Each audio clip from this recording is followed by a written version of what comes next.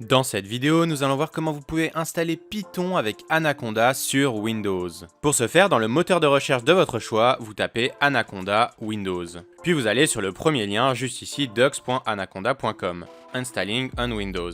Vous ouvrez le lien de la première étape Download the Anaconda Installer, puis vous cliquez juste ici sur Download. Assurez-vous bien d'avoir choisi la version Individual Edition, qui est gratuite parce que vous voyez que si on va dans Product, il y a plein d'autres versions et certaines sont payantes.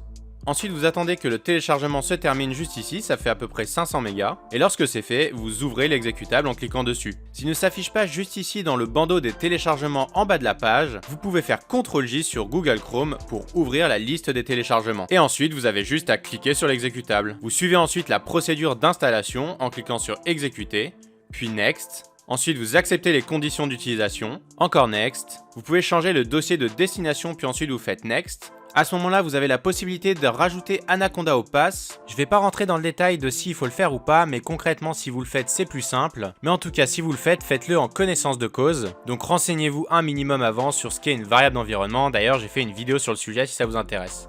Parce que comme vous voyez, quand vous cochez la case, c'est marqué Not Recommended, c'est-à-dire que ce n'est pas recommandé. Puis ensuite, vous faites Install. D'ailleurs, si vous voulez rapidement progresser en Python, je vous conseille le site de formation Python de Thibaut. Il y a des exos corrigés et projets où tu codes direct en ligne. Ça s'appelle docstring.fr. En plus, il y a un aspect communauté avec des experts Python qui sont là pour t'accompagner. Il suffit de s'inscrire pour commencer quelques formations exos gratuits. Je vous mets le lien en description. Lorsque l'installation est terminée, vous cliquez encore une fois sur Next, puis Next, et puis enfin, vous cliquez sur Finish.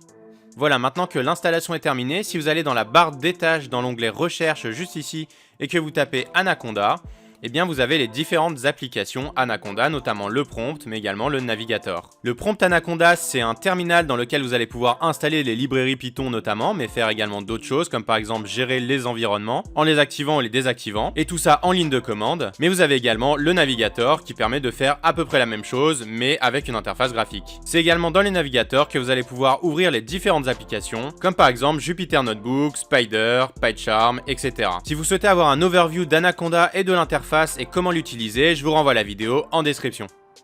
Voilà, n'hésitez pas à nous donner vos meilleures idées en commentaire, à vous abonner à la chaîne, à commenter, à liker la vidéo, et on se retrouve pour plus d'astuces et de tutos en 1 minute.